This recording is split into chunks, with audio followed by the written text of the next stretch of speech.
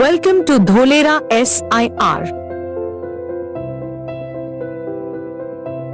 We are dealing in Dholera SIR since 2009. India's first platinum-rated industrial smart city. 2 runways with passenger and cargo facilities. 5,000 megawatt solar park in Dholera SIR. Semiconductor manufacturing hub by Tata. Central Spine Expressway Dholera to Ahmedabad. Metro connectivity to Dholera Ahmedabad Gandhinagar. Entertained heavy and large-scale industry with target of 2 million people. Wide opportunities to invest in real estate. Feel free to sell or buy potential land or plot in Dholera SIR. Contact us for investment.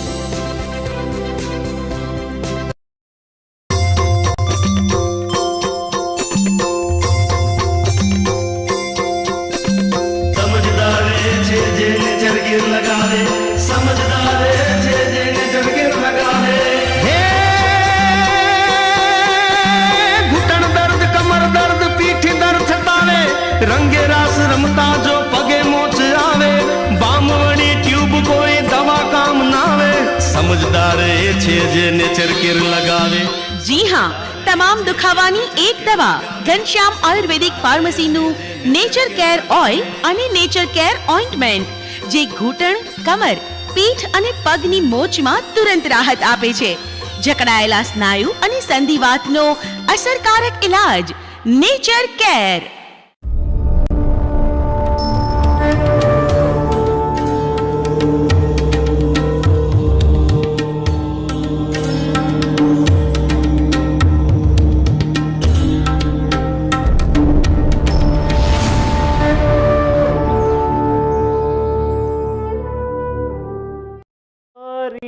जय जय हो काना मुरली वाला तमारी जय जय हो मुरली वाला तमारी डाकोर वाला तमारी जय जय हो डाकोर वाला द्वारका वाला तमारी जय जय हो द्वारका ओ श्रीनाथ जी तमारी जय जय हो श्रीनाथ जी शामळा जी तमारी जय जय हो शामळा जी तमारी राजा रणछोड़ तमारी जय जय हो राजा रणछोड़ तमारी जय जय हो माखण चोर तमारी जय जय हो माखण चोर तमारी जय जय हो द्वारकाधीश तमारी जय जय हो द्वारकाधीश तमारी जय जय हो जगदीश तमारी जय जय हो जगदीश तमारी जय जय हो गोपाल गिरधर तमारी जय जय हो गोपाल तमारी जय जय हो मुरलीधर तमारी जय जय हो मुरलीधर तमारी जय जय हो बाल गोपाल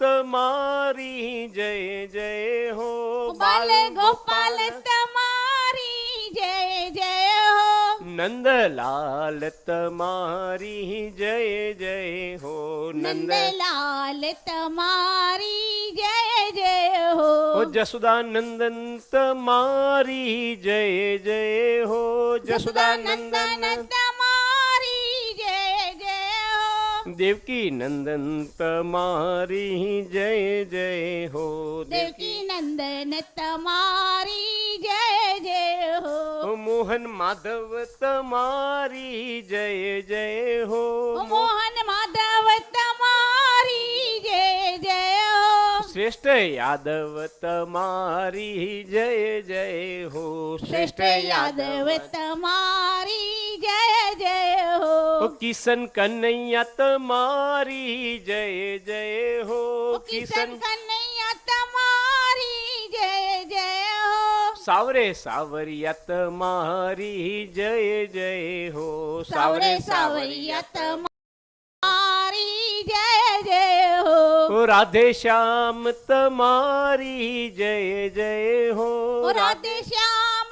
તમારી જય જય હો. ઘન શ્યામ તમારી જય જય હો. ઘન શ્યામ તમારી જય જય હો. કાનુડા તમારી જય જય હો. કાનુડા તમારી જય જય હો. બાલુડા તમારી જય જય હો. બાલુડા તમારી જય જય હો. જગન્નાથ તમારી જય જય હો. જગન્નાથ તમારી જય જય હો. ગોપીનાથ તમારી જય જય હો. ગોપીનાથ તમારી જય જય હો. ગિરધર નાગર તમારી જય જય હો. ગિરધર નાગર તમારી જય જય હો. કાળિયા ઠાકર તમારી જય જય હો. કાળિયા ઠાકર તમારી જય જય હો. લક્ષ્મી નારાયણ તમારી જય જય હો. લક્ષ્મી નારાયણ તમારી જય જય હો. સત્યનારાયણ તમારી જય જય હો. સત્યનારાયણ તમારી જય જય હો. સ્વામી નારાયણ તમારી જય જય હો. સ્વામી નારાયણ તમારી જય જય હો. નર નારાયણ તમારી જય જય હો. નર નારાયણ તમારી જય જય હો. યોગેશ્વર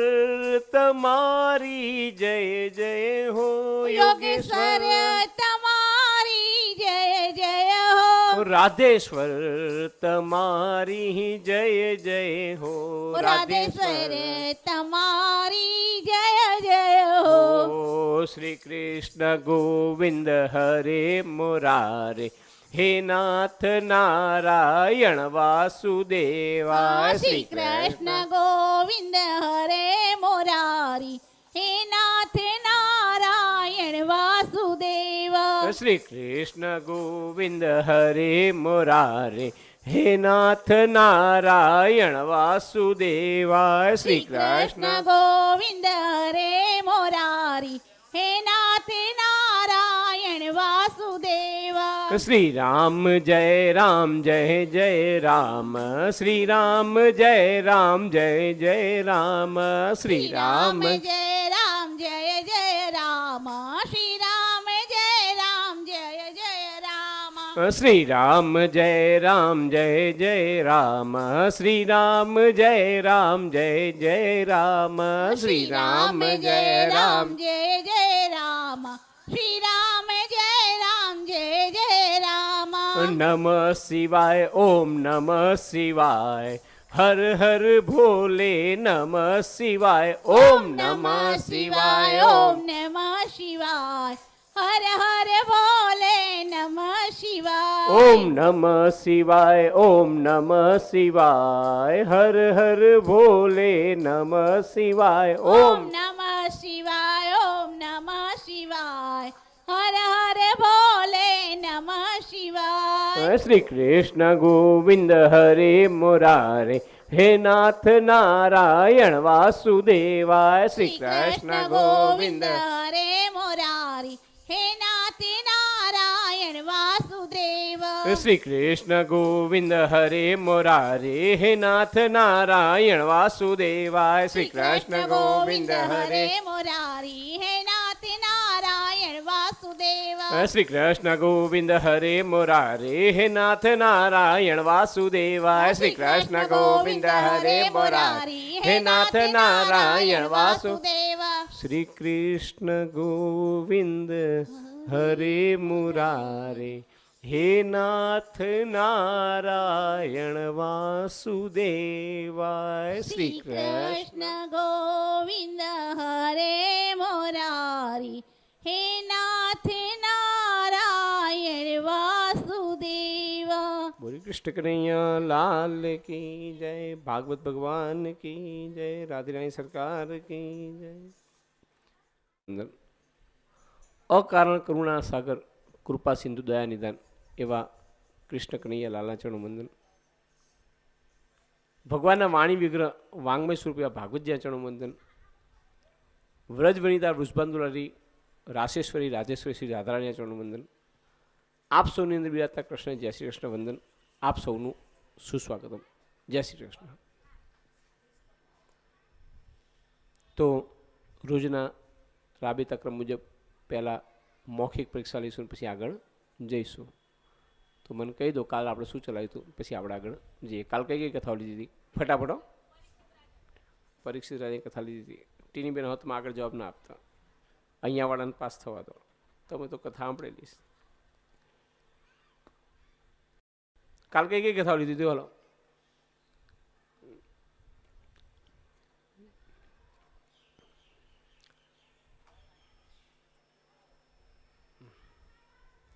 આટલી ખરાબ કથા હું કરું છું, કંઈ યાદ નહીં રહેતું. તો પછી પરિસ્થિતિ છેલ્લે આવી હતી અને પહેલાં કઈ કથા હતી? હા, જ્ઞાન ભક્તિ ને વૈરાગ્ય. એક શેની હતી? મહાત્મ્યની. બરાબર, મહાત્મ્યની કથા હતી. મહાત્મ્યની એક ભક્તિ, જ્ઞાન વૈરાગ્ય. સનકાદી ઋષિનો કોણ જોડે ભેટો થયો તો કે ના જ. હવે અંદર વાતો ના કરશો બેનો અહીંયા. પછી બીજી મહાત્મ્યની કથા કોની લીધી હતી? મહાત્મ્યની બે કથાઓ હતી, ભક્તિ જ્ઞાન વૈરાગ્ય, જે જાગૃત થયા. ભક્તિ બે પુત્રો. પછી કોણ હતો? આપણો પાપી હતો. આપણે ભાગવતની હિન્દીમાં આરતી, ભાગવત ભગવાન કી આરતી પાપીઓ કો પાપ સે આરતી. તો કોઈ આ પાપીનો ઉદ્ધાર કરવા માટે આ કથા છે, તેનું પણ એક હતું આખ્યાન. કોની?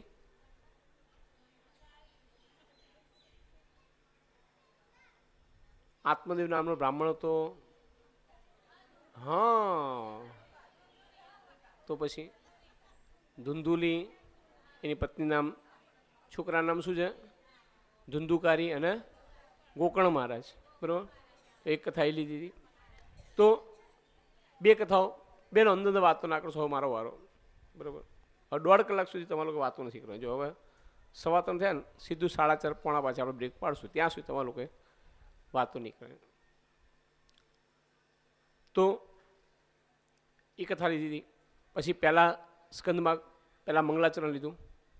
મંગલાચરણ પછી કઈ કથા લીધી હતી?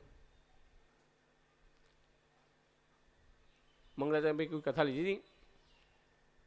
વેદવ્યાસજીને કોઈ અભિનંદન આપવા આવ્યું હતું? કોણ આવ્યું હતું? નારદજી આવ્યા હતા. નારદજી આવ્યા એટલે વેદવ્યાસજી શું કીધું? મારું મોઢું, કે તમારું મોઢું ઉદાસ દેખાઈ રહ્યું છે, શું મૂંઝવણ છે? કે મને ખબર નહીં પડી શું મૂંઝવણ છે. મેં 17 પુરાણી અંદર 4 વિધિની રચના કરી, પણ મને ખબર નથી પડતી કે મને અંદરથી શું ચિંતા સતાઈ રહી છે. એટલે કીધું તમારી મૂંઝવણનું કારણ હું જાણું છું. તમે 17 પુરાણની રચના કરી, 4 વિધિની રચના કરી, એક પણ પુરાણ કે વેદમાં આપે કૃષ્ણ ચરિત્ર પૂર્ણ વર્ણન કર્યું, પૂર્ણ રીતે વર્ણન કર્યું નથી. એ જ તમારી ચિંતાનું કારણ છે. એટલે આપ એક એવા ગ્રંથની રચના કરો કે લોકોને લાલો વાલો લાગે, લોકોની કૃષ્ણ ભક્તિ વધે, લોકો કૃષ્ણ પ્રેમ વધે, એવા ગ્રંથની રચના કરો. એટલે કીધું તમે ભાગવતની રચના કરો. અને એમણે કીધું એક કામ કરો, તમે બોલતા જાઓ, હું લખી લઉં. તો કે તમને કોણ સંભળાવે? કેમ તમને કોણ સંભળાવે? મેં તમને આ કથા પહેલાં કીધેલી છે. જય શ્રી કૃષ્ણ. કે મેં તમને પહેલાં કથા કીધેલી છે. સૌથી પહેલાં કોણે કોને કીધી? ચતુશ્લોકી ભાગવત. મેં કાલે કીધું હું આ પૂછીશ. સૌથી પહેલાં કોણે કીધી હતી? નારાયણે કોને કીધી હતી? બ્રહ્માજીને. બ્રહ્માજીએ નારદને, નારદે વેદવ્યાસજીને. ત્યાં સુધી ચતુશ્લોકી ભાગવત. વેદવ્યાસજીએ પછી કોને કીધી? 4 શ્લોકમાં વિસ્તાર કરે, 18 શ્લોકનું પુરાણ. વેદવ્યાસજીએ સુખદેવજીને, સુખદેવે પરીક્ષિતને, પરીક્ષિત પાસે આપણે આ કથા આવી છે. તો 4 શ્લોકમાં વિસ્તાર કર્યો. તો કીધું તમે આનો વિસ્તાર કરો. કે હું વિસ્તાર તો કરીશ, પણ લખશે કોણ? તો લખવા માટે કોને બોલાવવામાં આવ્યા હતા? ગજાનન ગણપતિ મહારાજને. ગણપતિદાદાને બોલાવવામાં આવ્યા. ગણપતિદાદાએ શું કીધું? કે હું લખું ખરો, પણ તમારે સતત બોલ બોલ હું સતત લખ કરીશ. જો તમે બોલવાનું અટકાવશો, હું લખવાનું બંધ કરી દઈશ. એટલે પછી કીધું કે આપણે લોક કલ્યાણ માટે આ ગ્રંથની રચના કરી. એટલે મન તો જે દેખાશે હું બોલતો જઈશ, વેદવ્યાસજી કહે છે, પણ તમે એવું લખજો કે લોકોને સમજાય એવું. એટલે દર 200-300 શ્લોક એક કટુ શ્લોક મૂકે. ગણપતિ દાદા વિચારો રહે અને પેલા પોતાનો નિત્યક્રમ કરાવીને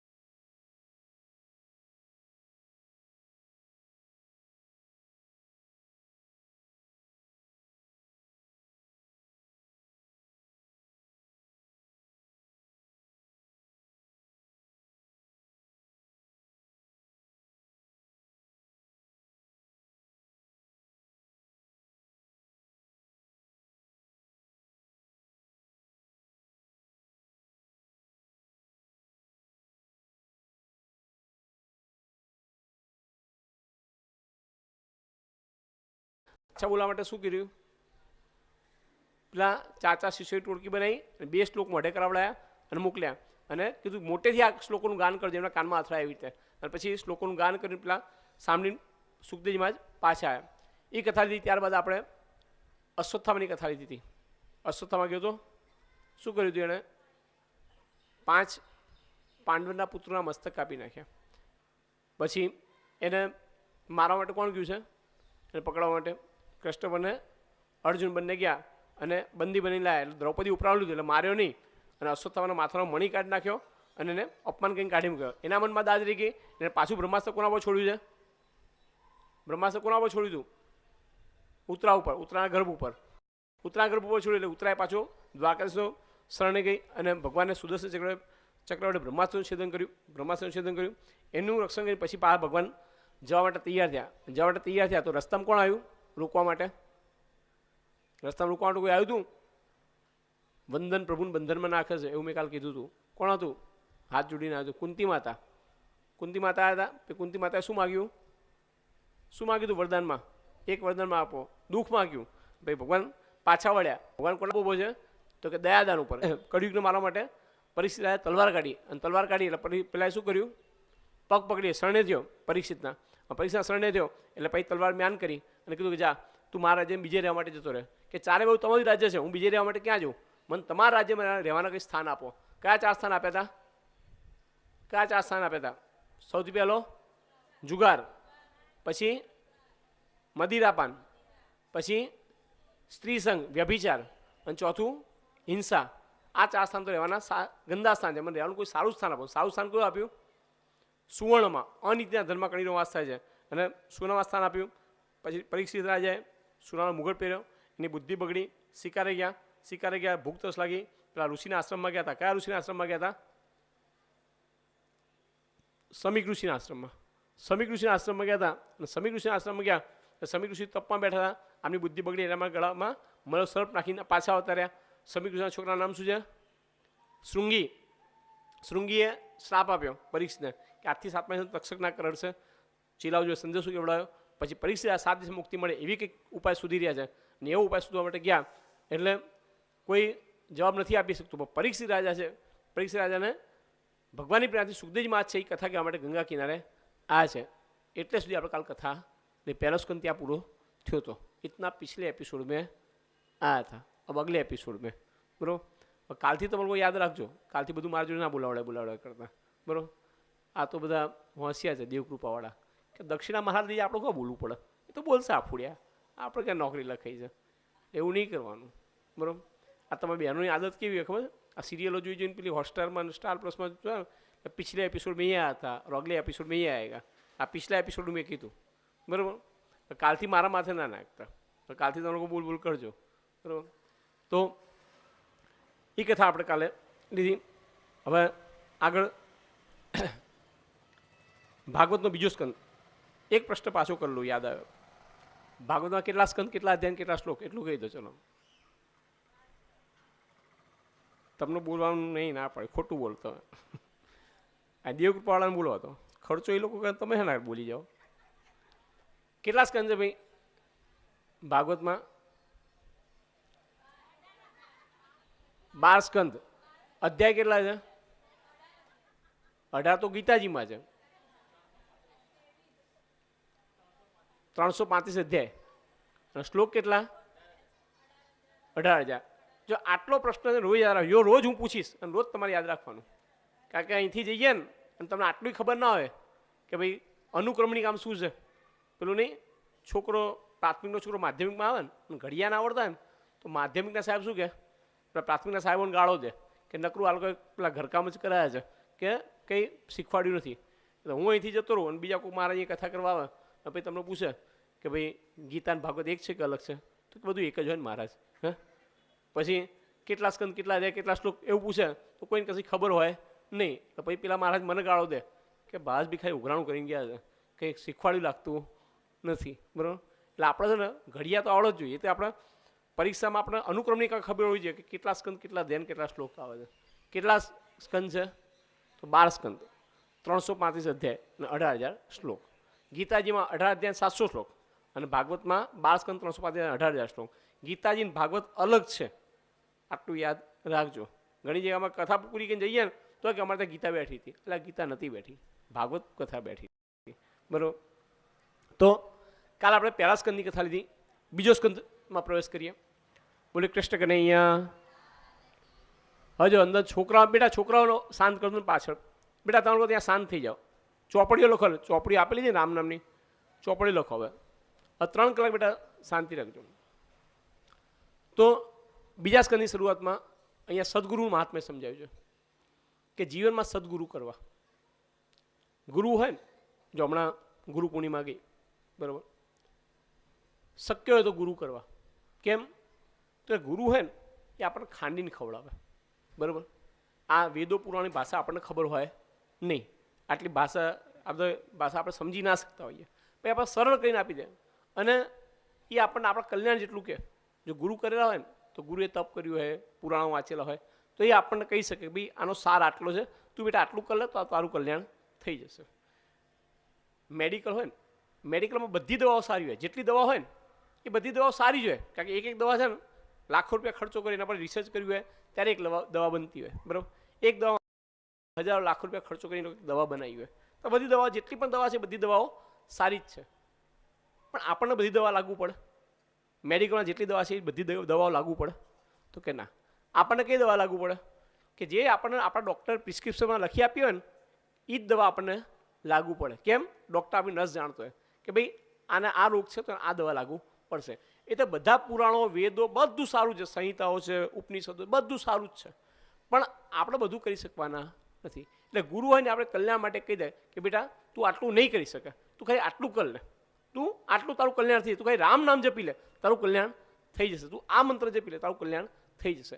એટલે ગુરુની જરૂર છે. ગુરુ અને ગુરુ એવા કરવા કે જેને તમે મળી શકતા હો, બરાબર. મોટા આશ્રમો જોઈને, બહુ ભપકા જોઈને ગુરુ કરવા નહીં, સારી પ્રસાદી જોઈને ગુરુ કરવા નહીં, બરાબર.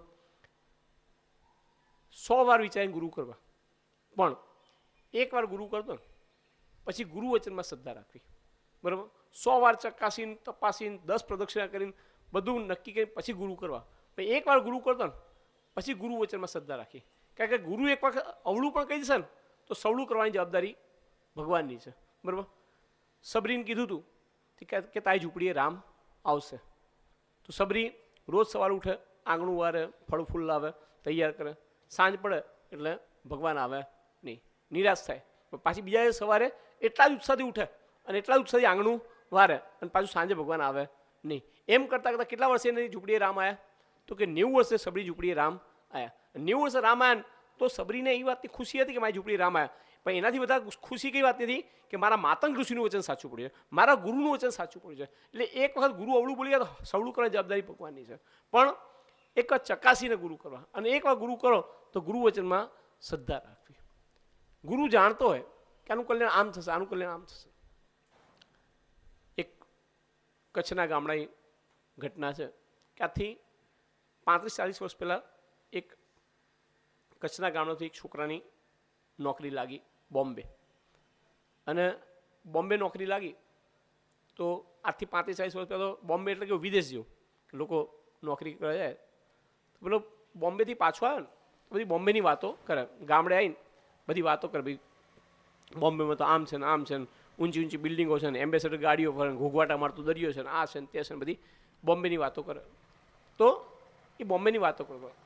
એ ગામમાં એક ભાભા રહેતા દાદા, એ ખેતરમાં ખેતી કરે અને એમને 3-4 વીઘા જમીન અને એ ખેતરમાં ઝૂંપડી બાંધીને રહે અને ખેતી કરીને ત્યાં સૂઈ જાય. તો પેલો છોકરો જે બોમ્બેનો વેકેશનમાં આવ્યો હતો ને, 4-5 દિવસ રજામાં ઘરે આવ્યો તો એ પેલા ભાભા પાસે આવ્યો અને દાદા પાસે આવીને બધી બોમ્બેની વાતો કરવા માંડ્યો કે દાદા બોમ્બે એટલે બોમ્બે હો, મોટી મોટી બિલ્ડિંગો છે ને, એમ્બેસેડર ગાડીઓ ફરે ને, ઘૂઘવાટા મારતો દરિયો છે ને, ચોપાટી ઉપર જાત જાતું ખાવાનું મળે ને, આમ છે ને તેમ છે ને, મેટ્રો ટ્રેનમાં લોકો દોડ કરે, આખી કોઈ ટાઈમ ના હોય ને, આમ તેમ બધી વાતો કરે. આપણે ફરતા હોઈએ તો રસ્તામાં પેલા ફિલ્મ સ્ટારો મળી જાય ને, એક્ટરો મળી જાય ને, આ બધી વાતો કરે. પછી એણે કીધું એક ત્યાં તાજ હોટલ છે અને તાજ હોટલ સાહેબ, તાજ આપણે આમ જઈને પગ મૂકીએ ને જાતે દરવાજો ખુલી જાય. તો છોકરો છે દાદાને કહે છે બેસો ડલ્લપના ગાટલા આ તે બધું ચડી વાતો કરી કે જીવનમાં એક નાઇટ તો છે ને તાજ હોટલમાં રોકાવું પડે. જો તમે તાજ હોટલમાં ના રોકો ને તો તમારે ધરતીનો ફેરો નકામો છે. એમ કરીને એવું ચડીને એને વાતો કરી. એટલે ભાબાંત કરું એક નાઇટ તો મારે ત્યાં રોકાવું છે, તાજ હોટલમાં રોકાવું છે, આવું એણે કીધું. કે પણ હવે એ ટાઈમે તાજ હોટલનું દિવસનું ભાડું 15-20 હજાર રૂપિયા. એક દિવસનું ત્યાં તાજ હોટલનું ભાડું દિવસનું 15-20 હજાર રૂપિયા. અને અહીંયા વીઘાનો ભાવ 15-20 હજાર રૂપિયા. અહીંયા વીઘાનો ભાવ 15-20 હજાર અને ત્યાં દિવસનું ભાડું 15. પેલા છોકરા એવું ચઢાઈ વાતો કરીને પેલા બાબાને કે એક નાઇટ તો મારે સારું ત્યાં જઈને રોકાઈ આવવું છે, એક નાઇટ તો મારે ત્યાં રોકાવા જવું છે. તો કે હું મારા આગળ પાછળ કોણ છે, એકાદ વીઘો ઉડાડી મારો. એક વીઘો ઉડાડી માર્યો, એક વીઘો ઉડાડીને પૈસા લઈને ભાઈ પહોંચી ગયો ત્યાં તાજ હોટલ. અને તાજ હોટલ પહોંચી ગયા અને પેલી ફાટેલી ધોતીને પોતરી પહેરેલી અને પોતરીને પૈસા બાંધીને પેલા ત્યાં જમાદાર પાસે ગયો. જમાદાર કે ચાલ અહીંયા ભિખારીની જગ્યા નથી, ચાલ ભાગ, અહીંયા ભિખારી નહીં. એટલે કે હું કંઈ ભિખારી જો અમારા પર પૈસા પડ્યા, મારા હાથ રોકાવું છે. એટલે પેલા પૈસા જોયા ને જમાદાર એટલે અંદર લઈ ગયો. કે મેનેજરને કીધું ભાઈ આ કચ્છના ગામડામાંથી આવે છે ને એક રાત રોકાવું છે. મેનેજર કે થોડા પૈસા ઓછા, કંઈ વાંધો નહીં, આ વસ્તુ રોકા દો. તેને ખવડાવી પીવડાવી પછી એને રૂમ બતાવે કે આ રૂમ છે તારો, રોકાઈ જાય. અને સવાર પડી ખાવા પીવા ખવડાવી પીવડાવીને રૂમ બતાવે. સવાર પડે મેનેજરનો રિવ્યૂ લેવા કે કેવું રહ્યું દાદા, મજા આવી ને, આખી રાત ઊંઘ આવી? પેલા બાબા કે હું ધૂળ ઊંઘ આવી. કે કેમ? તો કે જો ભાઈ મન છે ને અંધારા વગર ઊંઘ આવતી નથી. મારે ત્યાં ખેતરમાં કેવું આપણી સંપત્તિ કેટલી છેલ્લે આપણી સંપત્તિ કેટલી? તૂટલી ખાટલી, પાણીની માટલી, દવાની બાટલી, છેલ્લી સંપત્તિ આટલી. કે મારા ખેતરમાં એટલી સંપત્તિ છે, બરાબર. અને મને જ અંધારા ઊંઘ આવે નહીં. રાતે હું વાળું કરી લઉં જમીનનું છેલ્લે એટલે પછી હું શું કરું, દીવો ચાલતો દીવાના ઓલ ફૂંક મારું એટલે ઓલવાઈ જાય અને અંધારું થઈ જાય. એટલે અંધારું થઈ જાય એટલે મને શાંતિથી ઊંઘ, અંધારામાં ઊંઘ આવે. પણ મને અંધારા ઊંઘ આવે નહીં. અને કાલ તારો આ દીવો છે ને આખી રાત ચાલતો હતો, મને ઊંઘ આવી નહીં. મેં ફૂંક મારી આ દીવો હલવાય નહીં. ફૂંકો મારી મારો ગાલ ફૂલી ગયો, પણ આ તારો દીવો હલવાણો નહીં. અને મારી રાત એમને એમ જતી રહી. તો પછી પેલા મેનેજરે કીધું કે કાકા આ દીવો છે ને ફૂંક મારાથી ના હલવાય, આના માટે આપણી ચાપ આવે, સ્વિચ આવે, એ ખાલી આમ કરવાનું. તમારે મને બોલાવી લેવાનું, મને પૂછવાનું હતું, તમારે મને પૂછવાનું બોલાવી લેવાનું. આ ચાપ ખાલી આટલી દબાવવાની, આ દીવો હલવાઈ જાય, તમારી રાત શાંતિથી નીકળી જાય, તમારા પૈસા માથે ના પડે. હવે શું કરવાનું? હવે તો પૈસા ગયા, રાતે ગઈ અને વીઘો વેચાઈ ગયો, બરાબર. અને પૂછ્યું નહીં, બરાબર. જાતે ફૂંકો માર કરી. એટલે આપણે પણ એ જ કરીએ છીએ કે આપણો ફૂંકો જાતે માર કરીએ કે હું આ વાંચી લઉં, હું આ ગ્રંથ વાંચી, હું જાતે. પણ એક ગુરુ કરી લો. ગુરુ તમને એક મંત્ર કહે બેટા તું ખાલી આટલી ચાપ પાડ દે, તારો દીવો ઓલવાઈ જશે, તારા દુઃખનો દીવો ઓલવાઈ જશે. તું આટલું નામ લઈ લે, તું ખાલી રામ નામ લે, તારું કલ્યાણ થઈ જશે. અથવા તું આ મંત્ર જપી લે, તારું કલ્યાણ થઈ જશે. એટલે ગુરુ કરવા અને ગુરુ એવા કરવા કે જે બહુ આસક્તિમાં ફસાયેલા ના હોય, બહુ માયામાં ફસાયેલા ના હોય, એવા ગુરુ કરવા. જે પોતે માયામાં ફસાયેલો હોય ને એ તમને છોડાઈ ના શકે, બરાબર. જગતની માયાથી છોડાઈ ના શકે. વિરક્ત ગુરુ કરવા. જે પોતે સંકલ્પથી બંધાયેલા હોય ને એવા ગુરુ કરવા નહીં. એક વખત એક રાજાએ કથા બેસાડી ભાગવતની અને કથા પૂરી થઈ એટલે રાજાએ પેલા વક્તાને કીધું કે તમે તો કહેતા હતા કે પેલું છેલ્લા જે